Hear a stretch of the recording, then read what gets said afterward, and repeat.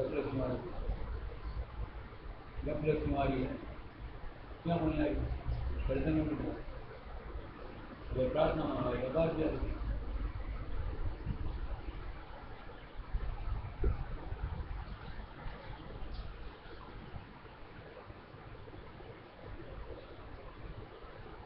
तो ऐसे जो इंसान होता है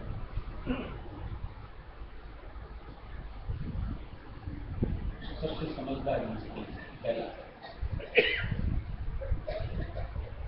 और कोई भी अपने आप को मूर्ख कहलाना पसंद नहीं करता। किसी को मूर्ख हो तो लगता है गाली दी जाए, बुरा लगता है। और समझदारी किस तरीके से दिखाता है, जैसे मानो हम लोग कोई चीज खरीदारी करनी नहीं करते तो रुपये का माल 12 आना 14 आना में खरीदना चाहते, यानी सस्ता। यहाँ कहीं पर ऐसा करते रुपये का माल का 100 रुपये अधिक करते, यानी बेवकूफ बन के आए करते नहीं।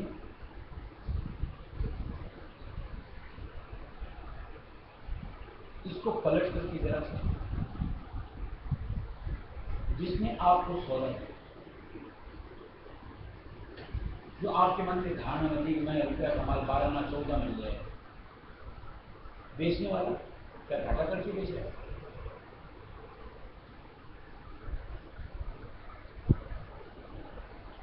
बेचने वाला ये देखता मैंने सामने वाले को क्यों बनाया, 10 आना का माल 12 आना में बेच दिया, 14 आना में बेच दिया। यानी दोनों अपने तरीके से खुश रहते हैं।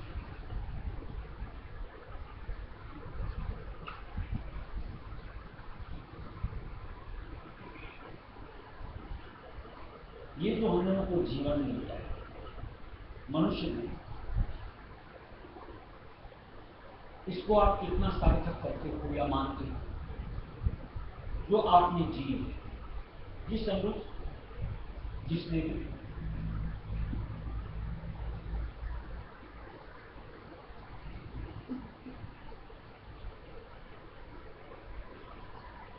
इंसान आगे आगे आगे बढ़ता चला जाता है और बड़ा खुश होता है।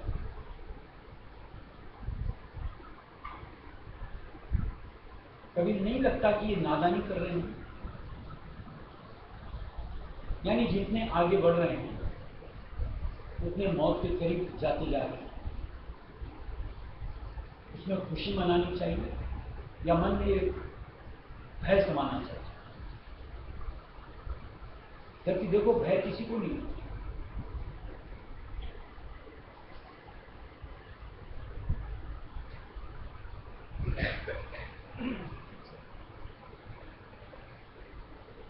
विचित्र बात नहीं है।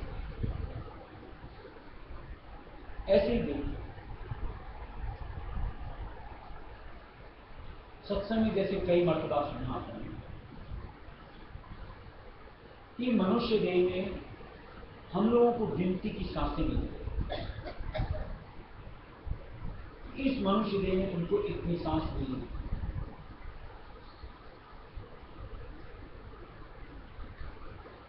और जहां उनकी काउंटिंग खत्म होती है यहां से रवाना है।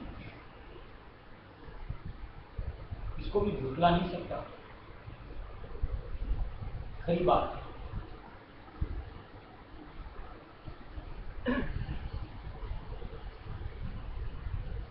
दुनिया में कोई भी आप सौदा करते हो,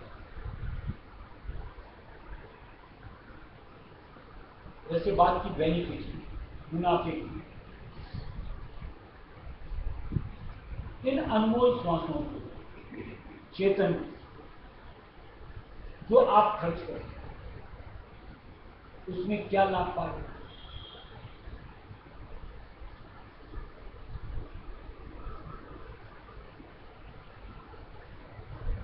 अपने लिए क्या मुनाफा जोड़ रहे हो?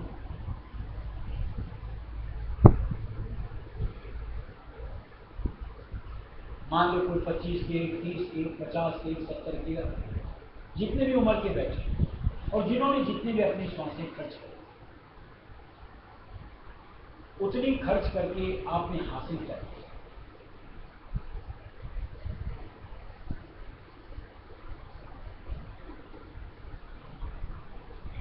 कईयों ने कहना हमने कुटुंब बनाया, परिवार बनाया, कई कहेंगे कि हमने धन दौलत माया बढ़ाई, बड़ा सारा मकान बनाया। इन अनमोल श्वासों की कीमत ये होती है, और हम अपने आप को समझदार हैं।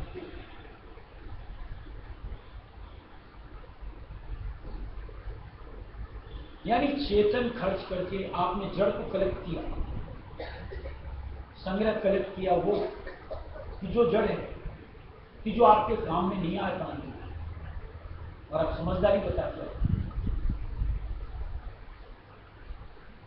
नादानी नहीं करते, खुशियां मनाते, अपना ही शरीर मुचवा करते, अपनी ही चेतनता को कूड़े में डालकर आप खुशी मनाते, एक एक पर्व मनाते।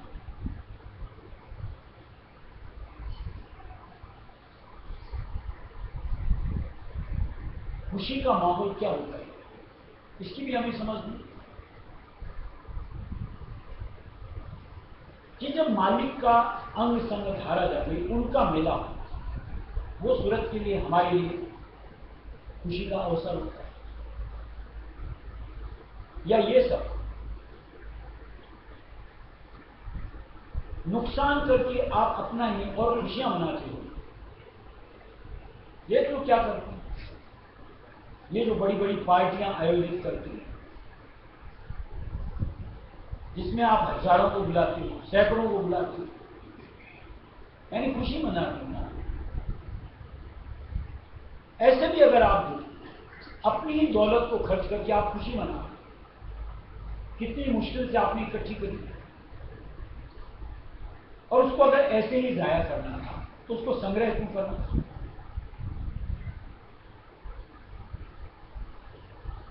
एवज में ये हमारी चेतन पूंजी को खर्च करके इसको कमाने, यानी नश्वर धन दौलत माया को, या ये नश्वर कुटुंब परिवार को इकट्ठे करने, आपने अपनी अनमोल जिंदगी इनके लिए गंवा दी, और आपको अफसोस तक नहीं होता, बल्कि आप खुशियां मनाएं। कैसी समस्या, सुबह से लेकर रात भर भाग दौड़, यूं को थक करके चू, क्या पाते हैं?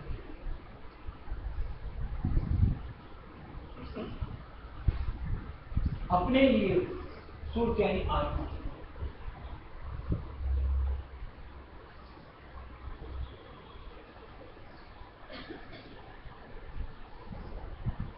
कभी इस चीज के लिए ऊपर अपन विचार तक नहीं करते कि हकीकत में जिंदगी क्या है। इसके लिए लोग कहते हैं अनुभूत पहेली, उनके लिए जो इस अनुरूप इसको खर्च करते, लेकिन जिनको संत शरण मिल जाती है, सच्चा नाम मिलता है, सच्चा आधार मिलता है, उनके लिए अनुभूत पहेली नहीं है, सुलझी हुई है। यानी उनके लिए भ्रमण की स्थिति नहीं होती, दुविधा नहीं होती, ये करूं या वो करूं, साफ दिखता मुझे यही कर, यही टिकना, इसी आधार को गए।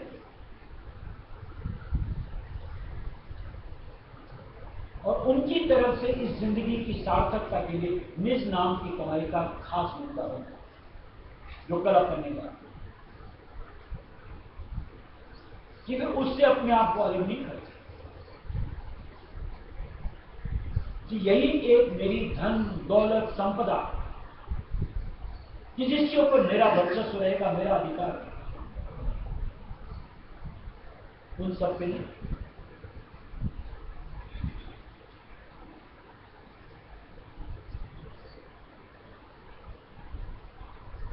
न जाने कब हम सत्संगी चाहे अपने आप को कहते हैं, इसकी समझ और परख किस दिन में है और जब तक इसकी समझ और फर्क नहीं आती तभी तक ये हमारा बदहाल है।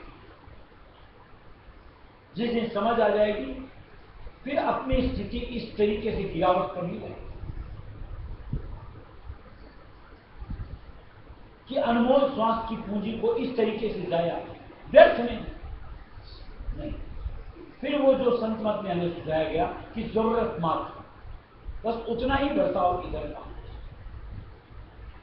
ये जो रात दिन बहाव की स्थिति उस पर हमारा ब्रेक छिटकाव बन गया।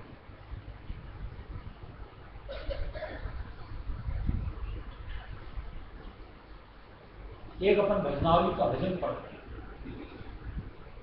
कारीगर क्या न भटक करे, कर मालिक ने याद काम थारो कदे न अटके। इतनी प्रतीत का आना कि मुझे मालिक की याद में रखना है, मेरा कोई काम नहीं होगा, किसी का नहीं उतनी लेकिन प्रतीत आए तो हर चीज की पूर्ति मालिक अपने आप करते हैं, बेप्रयास अनायास।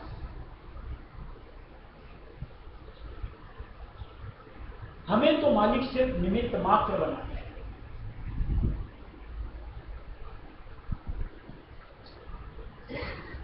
लेकिन इस चीज की अनुभूति भी उसी को होती है जो इस तरीके से सच्चा आधार मालिक का ज्ञान है।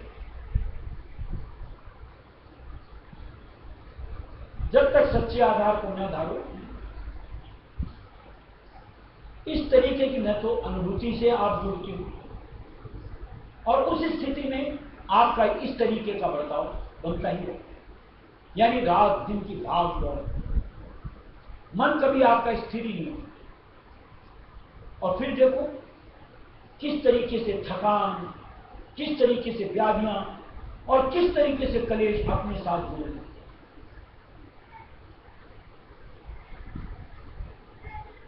ये जो करते हैं हम लोग प्रयत्न दिन रात और करते तो इसलिए कि इससे हमें सुख मिले, शांति मिले, लेकिन वो हमसे कोसों दूर होता है इन सब प्रयास से दूर। लेकिन एक प्रतीक मालिक की खार करके वहां डर जाओ, चाहना ही नहीं पड़ेगा, वहां होती है मालिक के चरण सुख शांति सब कुछ और अनायास मिलती है, चाहना नहीं करेंगे। लेकिन उतने मन की युग को स्थिति का परिवर्तन, और ये स्थिति का परिवर्तन जो जो आप मालिक के निज नाम में अपने आप को सरोवर करो, अंतर उतरते चलते त्यों त्यों होता है। और जब तक इस नाम को बतौर एक फॉर्मेलिटी आपने अपने साथ जोड़ ली कि मैं राया सुमत का सत्संग आधार ही नहीं बनता, ऐसे में आपके पास अनुभूतियां नहीं आती, क्योंकि उस वक्त आप मन की तरंग के साथ अपने आप को निकाल देते, जो कि मालिक की चरण शरण से हमें दूर ले जाती है, जहां की आगे आगे। महाराज ने तो साफ शब्दों में भजन बनाया, यह जगत आग भंडार है। जब तक इस दुनिया की भाड़ में अपने आप को आप झोंकोगे, यहां तो तपिश ही तपिश है, आग ही आग। वहां अगर आप चाहते हो कि सुख मिल जाए, कि शांति मिल जाए, है ही नहीं, मिलेगी कहां से? जहां है वहां हम रहते नहीं, अपने आप को ठहराते हैं, ऐसे में अपना बदहाल करते हैं और फिर कहते हैं हम समझदार। कैसी समझदारी दिखाते हैं? ये तो स्वयं से क्वेश्चन करो कि आखिर तू चाह क्या रहा है, दौड़ कहां रहा है, मालिक के आधार को धार क्यों नहीं रहा है? अपने आप आपको जवाब दे गए।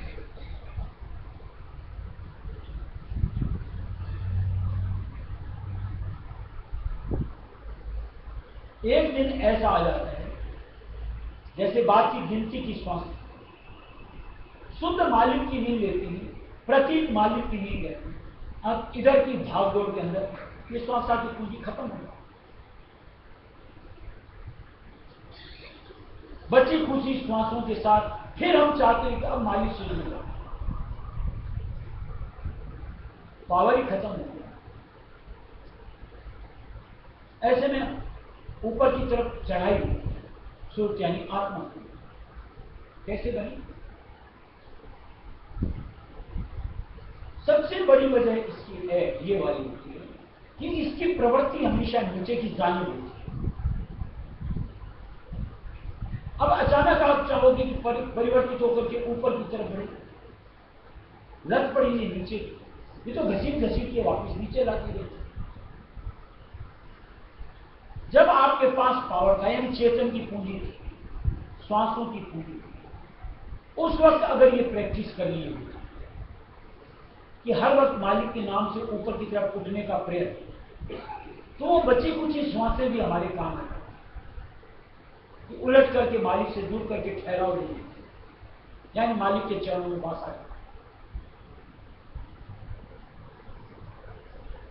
इसीलिए हमेशा टोका जाता है, कहा जाता है कि मालिक के चरणों में चित्त को रमाओ, वहां ठहरो, हाजिरी दो, नाम का आधार बनाओ, सुमिरन करो।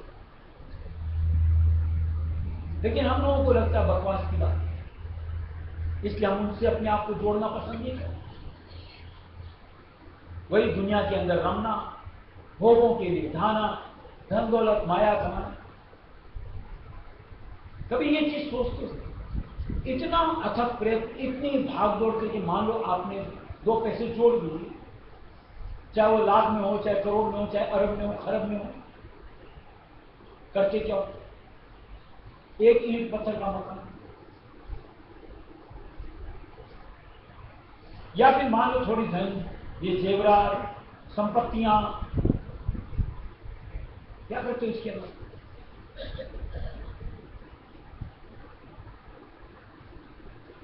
ये जिंदगी यानी हमारी जो अनमोल मनुष्य है, ये ईंट पत्थर या ये जेवरात, इनको हासिल करने के लिए मालिक की तरफ से मिली हमें, या इस जिंदगी से हमको मालिक रहस्यमय दयाल से मिलने की जरूरत नहीं है।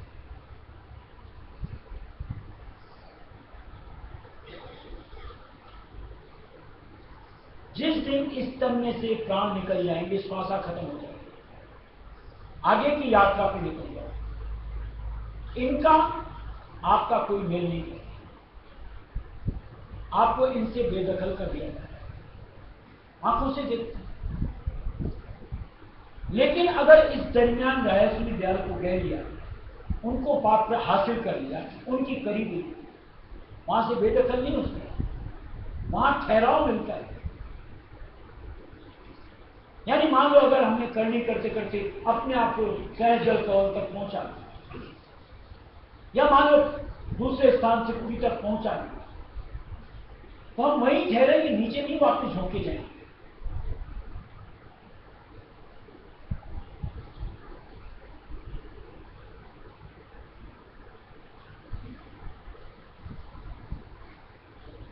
इसके प्रति भी प्रतीक नहीं, वचनों के प्रति कि ऐसा मुमकिन हो सकता है।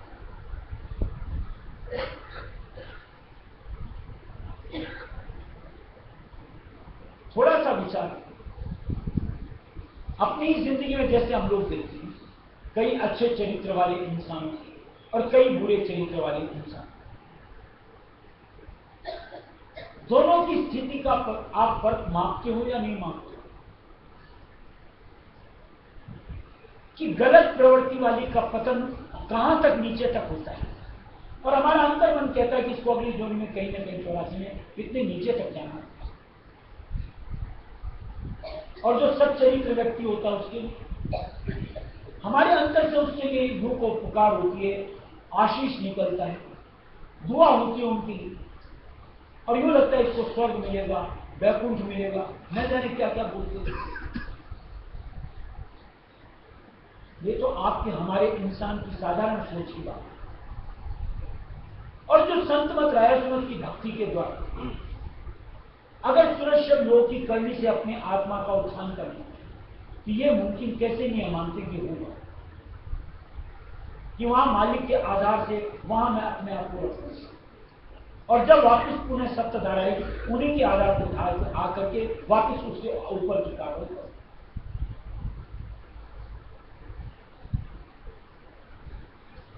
ऐसे में इस जिंदगी की सार्थकता अपने आत्मा का कल्याण करना, कि उसको निज घर की तरफ पठाना, हमें नहीं लगता कि ये समझदारी है। और ये जिसमें हम अपने आप को प्रवृत्त कर रखे हैं, ये नासमझी, नादानी, वहां से मुझको रुकना चाहिए, छिटक करके मालिक के साथ बढ़ना चाहिए, घट अंतर। और जिसकी बात समझ में आ जाए वो फिर इस तरीके का बर्ताव कि अनावश्यक दुनिया की भाग रुक जाता है। बस जितना जरूरी उतना जाना, उतना पलट करके आना, नाम से जुड़ करके उस दरमियान में जो कुछ हुआ उसकी भरपाई करें और अपने आगे की कार्रवाई शुरू करें। और ये अगर मुमकिन हो सकता है तो सच्चे गुरु मिले और उनसे सच्चा नाम हमको हासिल। अगर सच्ची ठौरी न मिले, नाम मंत्र आप कोई सा भी लो, कारगर नहीं, यानी उससे हमारा उत्थान या यहां से निकासी मुमकिन नहीं। जिसके लिए महाराज ने साफ शब्दों में दिया हुआ ग्रंथों में कि बीज बाप के पास,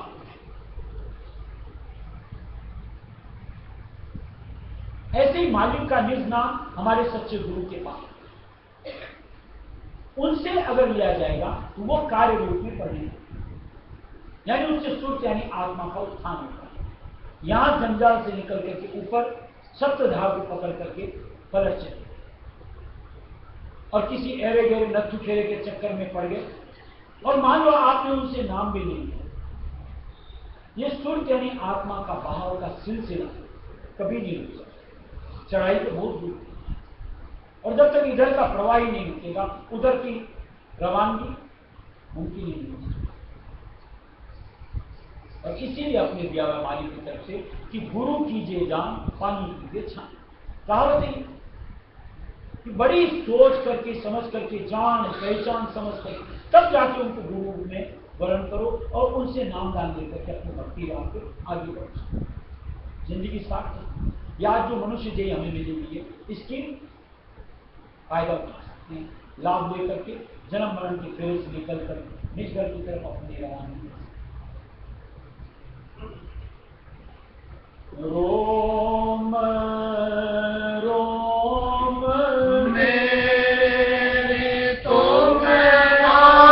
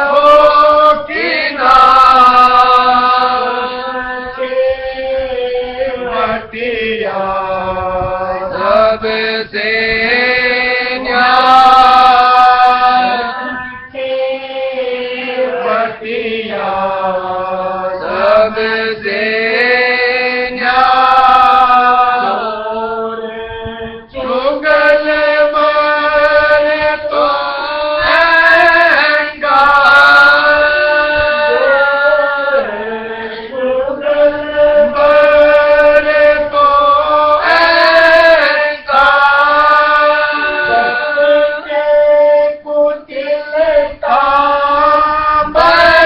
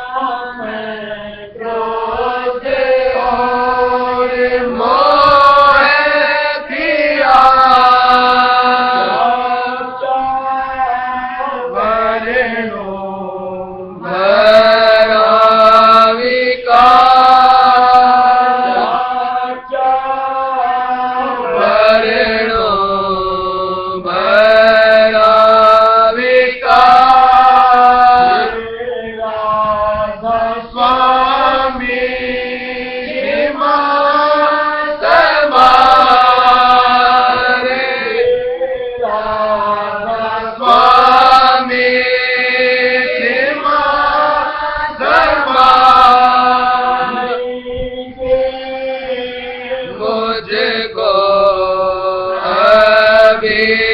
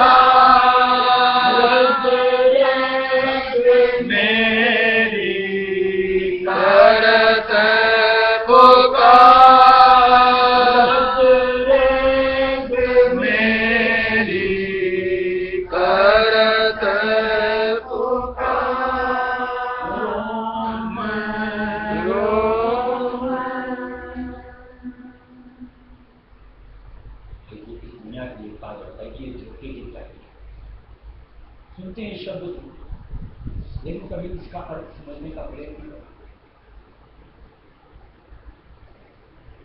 क्यों कहा गया इसको झूठी विचार?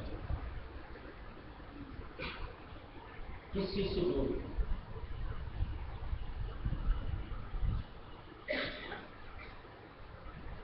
यहां हर जगह, हर चीज के साथ, हर रिश्ते के साथ धोखा ही।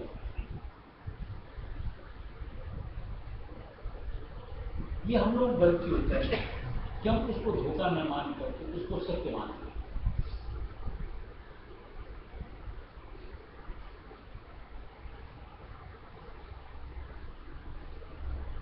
संत आकर के आंख में और वो धोखा प्रत्यक्ष धोखा दिखना चाहिए। यानी बाद में जो अफसोस करते थे फिर अफसोस नहीं है। पीछे कई सत्संग जैसे कर्म को लेकर हुई, यहां पर लेन और देन, यही यहां का व्यवहार कर्म के साथ। आपकी जिंदगी में आपका बाप कौन? कर्मों के हिसाब से चले। मां कौन? कर्म के हिसाब से। भाई बहन पत्नी, बच्चे, पति, नातेदार, रिश्तेदार, सब कहीं न कहीं पुराने जन्म के कर्म के हिसाब से जुड़े हैं।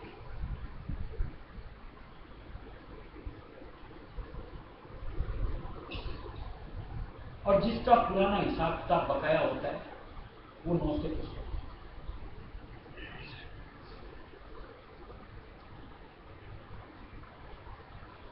जो हम लोगों को तकलीफ होती है कि वो हमारे साथ ऐसा सलूक क्यों है, पुराना हिसाब किताब है, चुपता हो रहा है।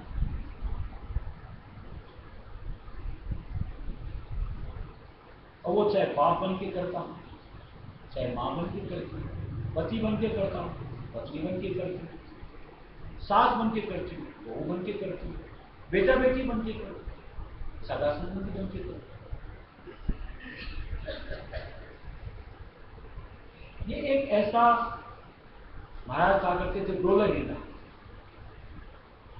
इसको कहते मेले में जो बड़े बड़े मुद्दे लगे कि कभी कोई ऊपर और कभी कोई नीचे,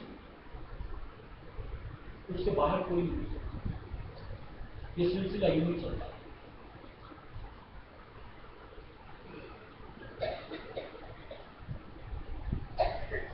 किसी के हिसाब किताब किस तरीके से मनुष्य देह से जुड़ करके उठते, कईयों के हिसाब किताब पशु बनकर, पक्षी बनकर, कीड़े मकोड़े बनकर।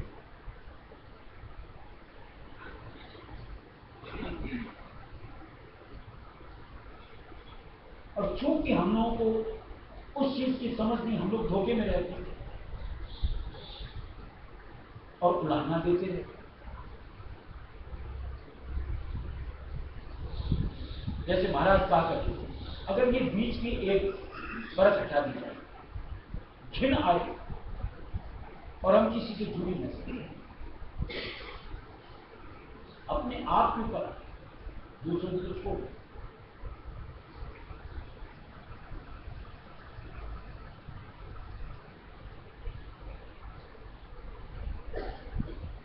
कई जगह जैसे अपन देखते कि हमारे रूप में कहीं डूब जाए, कोई लेके बैठ जाता है, कोई पुराना हिसाब किताब टूटता होता है या कहीं से नए हिसाब किताब की शुरुआत हो जाती है।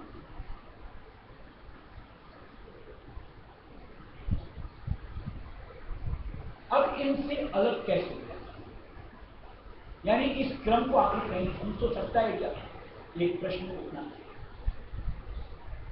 जरूर।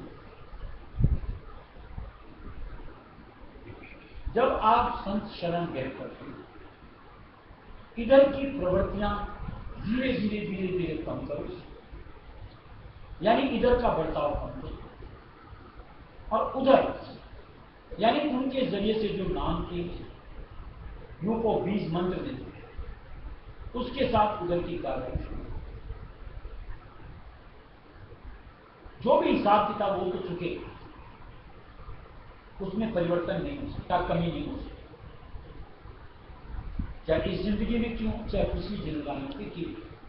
लेकिन नए बनने तो कम से कम रुके कि जिनको भुगतने के लिए आइंदा मुझको अपने आप को नहीं हो।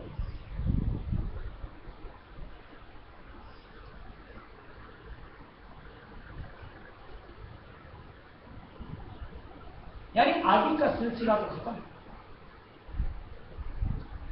और जो संत मत के हिसाब से ये जो 4 जिंदगानियां बताई थी, उनका भी तात्पर्य मालिक का उन 4 कहने का ये, मालिक चाहते थे क्या एक भी नहीं ले जा सकते, जो 4 में ले जा सकते हैं। लेकिन हम लोगों के कर्म इस अनुरूप किए होते हैं बहुतायत कि अगर एक में भुगतान की अगर मालिक की होती हो तो हमारी स्थिति इस अनुरूप भोग भोगते रहती ही नहीं कि हम मालिक के नाम में तवज्जो नहीं, यानी उसी व्यथा में व्यथित होकर के उसी में आघात, चित्त मालिक के चरण में लगता है।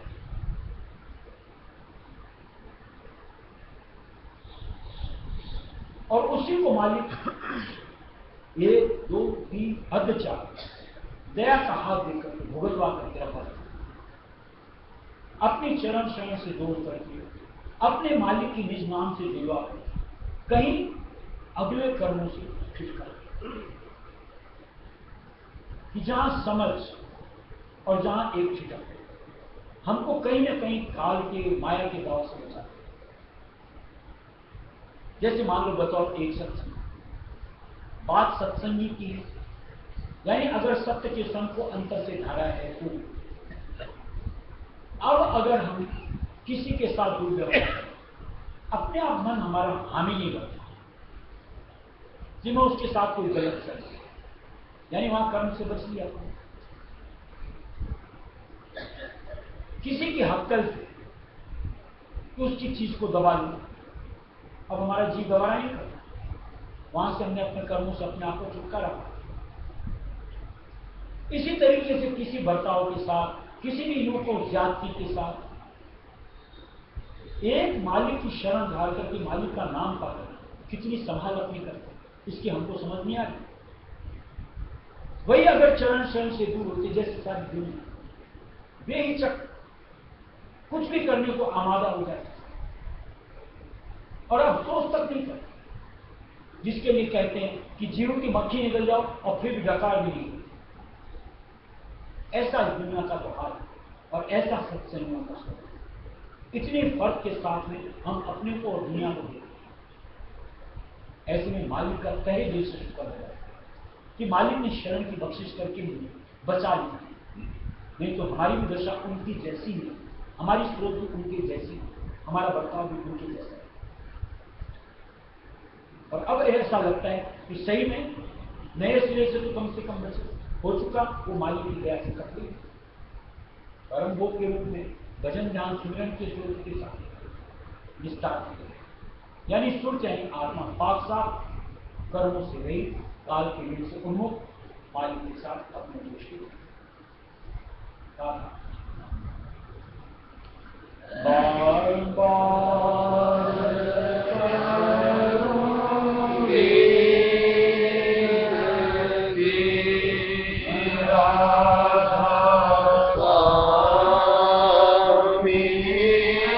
स्वामी